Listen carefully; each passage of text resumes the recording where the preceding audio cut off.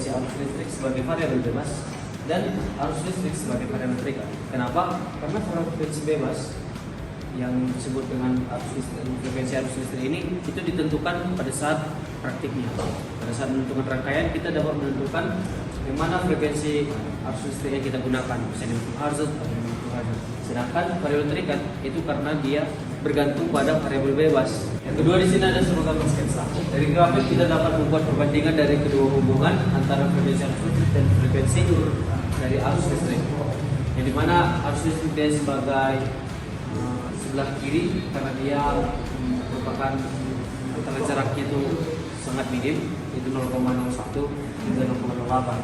Dan juga sebagai frekuensi arus listriknya itu di bawah. Jadi dapat terlihat perbandingannya jika 100 dia 20. Kenapa demikian? Grafik ini dapat kita simpulkan bahwa kecenderungan jika frekuensi semakin besar, maka besarnya arus listrik terukur juga semakin besar. Dan sebaliknya juga. Dan dengan kata lain, perubahan frekuensi pada perubahan frekuensi arus listrik itu mempengaruhi arus listriknya. Sekian dari saya terima kasih. Nah, saya masuk ke video, disini saya akan menjelaskan soal yang dipilih. Pada modul terdapat 4 jawaban, kita dapat menyebutkannya dulu saja.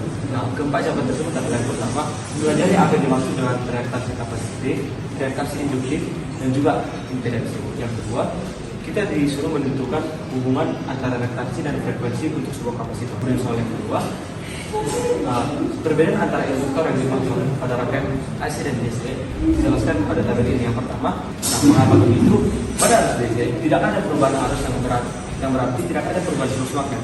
Nah, sehingga induktor akan berfungsi resistif ketika ada perubahan flux magnet pada induktor tersebut. Nah, sementara pada arus AC terjadi ada perubahan arus yang berarti tidak ada perubahan flux magnet.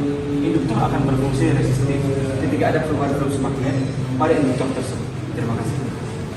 Di sini saya akan menjelaskan pada soal GPC. Di sini terdapat rangkaian C. Di sini kita disuruh menentukan I1 dan I2-nya segera setelah saklar di-on-kan. Nah, untuk penyelesaian itu segera setelah saklar on, maka itu akan berusaha untuk menghentikan arus tersebut. Dengan menggunakan prinsip ini, maka sama saja arus listrik tidak mengalir kepada induktor. Kenapa? Karena hanya satu rangkaian saja yang harus dialiri oleh arus listrik saat switch on. Untuk hasil akhirnya itu akan menjadi seperti ini rangkaian listriknya. Nah, untuk selanjutnya I1 sama dengan IDL per S1 ditambah 2, maka hasilnya 100 volt per 10 per 20 ohm sama dengan 100 volt per 50 ohm sama dengan 2 ampere. Karena dalam satu loop, maka I1 sama dengan I2 sama dengan 2 ampere. Terima kasih. Nah, solusi yang akan didapatkan adalah yang pertama, sumber arus AC dihubungkan ke amperemeter, kemudian dari amperemeter juga disambungkan ke voltmeter dan juga resistor. Nah, kemudian setelah dari resistor itu akan berlanjut ke induktor. Setelah dari induktor ini akan terhubung ke switch. Nah, switch ini nanti yang akan digunakan. Jadi pada tipe E ini adalah hampir sama dengan tipe D, menjelaskan skema rangkaian pada rangkaian arus AC. Di mana di sini dia hanya menggunakan kapasitor tanpa resistor, sehingga di sini dapat kita lihat bahwasannya ada lambang tertentu, di mana kita tidak memakai induktor, namun kita menggunakan kapasitor. Kapasitor itu terletak di sini. Jadi kapasitor itu terhubung secara paralel dengan voltmeter. Lalu voltmeter berhubungan secara seri dengan amperemeter. Dan amperemeter itu terhubung dengan saklar secara seri, di mana saklarnya jadi posisi SP1, yaitu sumber arus dari power amplifier. Sehingga dari sumber arus ini ada terdapat pada power amplifier. Lalu power amplifier dia terhubung secara seri dengan kapasitor yang berhubungan paralel dengan voltmeter. Sekian dari saya, terima kasih.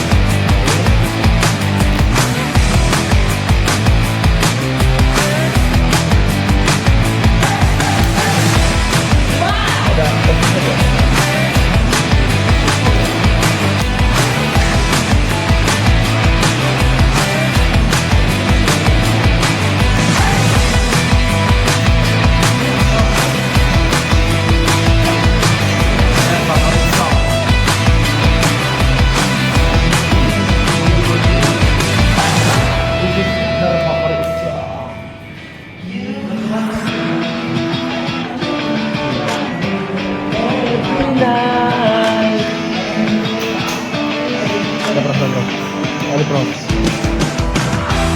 Itu kan lebih